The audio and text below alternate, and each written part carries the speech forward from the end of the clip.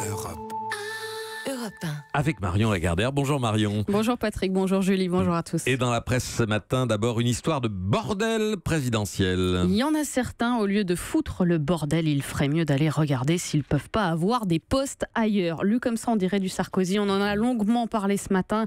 La phrase est minutieusement retranscrite par la plupart des sites d'information. Le quotidien limousin, L'Écho de la Haute-Vienne, surenchérit avec ce titre ironique et cynique, salaud de Creusois, notant que non seulement le président n'a pas voulu recevoir les salariés de GMS, mais qu'en plus, le dialogue escompté a été remplacé par des grenades lacrymogènes. Ils foutent le bordel, a lancé Emmanuel Macron. Une éruption de pensées complexes que l'on aurait, comme dit le porte-parole de l'Élysée, Bruno Roger-Petit, sorti de son contexte. Alors justement, pour essayer de comprendre, plusieurs publications s'intéressent cette semaine au ressort du style Macron. Par exemple, le dernier numéro de la Revue des Deux Mondes qui pose la question « Qu'est-ce que le macronisme ? Comment s'est construite la pensée d'Emmanuel Macron ?» interroge Valérie Toragnan. Quelle lecture, quels philosophes, quels écrivains ont façonné depuis l'enfance l'animal politique brillant qu'il est devenu?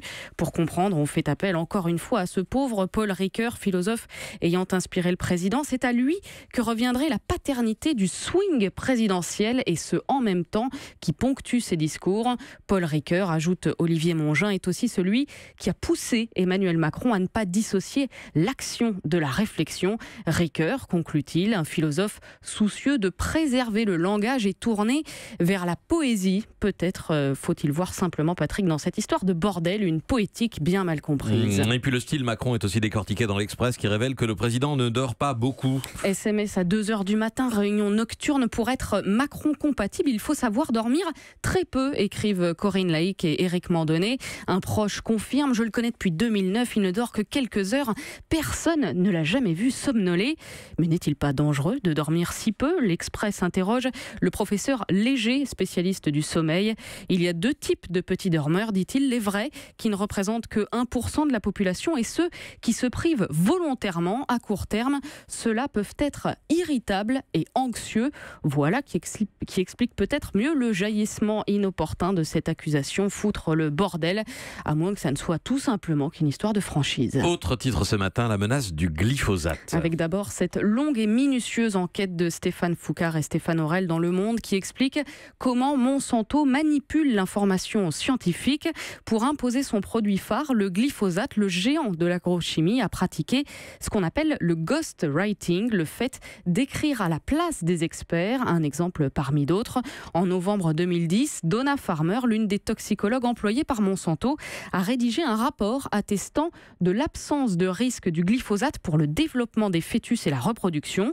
Un manuscrit dont elle a envoyé par courriel les 46 premières pages à un cabinet de consultants, prenant soin de rayer son nom de la liste des auteurs. Résultat, l'étude a été publiée telle quelle quelques temps plus tard dans une grande revue scientifique. Le glyphosate donc, qui fait également la une de l'hebdomadaire Politis, Monsanto, l'ennemi public numéro 1, mais aussi celle du Dauphiné qui raconte l'histoire d'une famille prête à aller en justice contre Monsanto. Les parents estiment que leur fils atteint de malformations de l'œsophage et du larynx a été victime d'une exposition à l'herbicide. Et puis il y a aussi le dossier de l'Obs, le poison est dans le pré, avec en couverture la photo aérienne d'un champ dans lequel l'épandage de Roundup a dessiné une tête de mort. Le magazine publie des extraits d'une nouvelle enquête sur l'herbicide de Monsanto.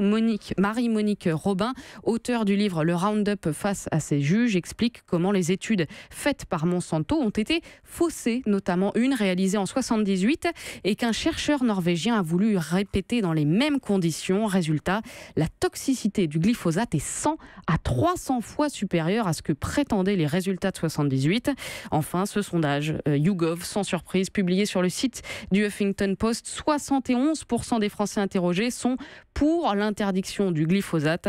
Un message envoyé directement à la Commission européenne qui est chargée de trancher la question. Enfin, l'hebdomadaire Le 1 fête un anniversaire, celui du petit Robert. Et oui, le dictionnaire a 50 ans cette année et c'est l'occasion d'interroger l'évolution de notre langue. Interview d'Alain Ray, rédacteur en chef des éditions du Robert. Chaque année, c'est par milliers que surgissent de nouveaux mots, dit-il. Avant de les intégrer, nous procédons à une vérification à partir de ceux que l'on repère dans la littérature et dans les médias. Nous en retenons à peu près 10%. Alors on apprend que 60% de ces nouveaux mots sont des emprunts venus d'autres pays. Et effectivement, à regarder le tableau qu'a réalisé le 1, l'influence est flagrante, en particulier depuis l'an 2000.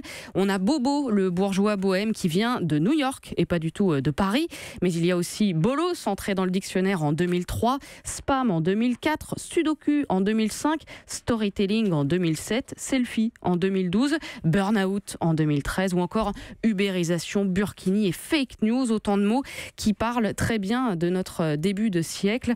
La langue française donc qui, à en croire Paris Match, est avec le foot l'autre grande passion de Kylian Mbappé. Bien sûr, ce qui n'avait pas échappé à Nicolas Canteloup. Le joueur du PSG est aussi à l'aise avec un dictionnaire qu'avec un ballon, titre l'hebdomadaire qui ajoute que cette passion est une affaire de famille. Avant de s'envoyer des balles, les Mbappé s'expédiaient des vers de La Fontaine, explique François Pédron.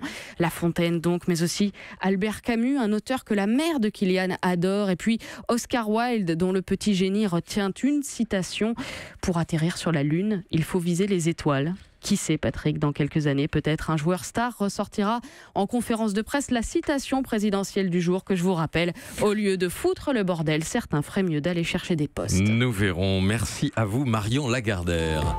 Europe 1.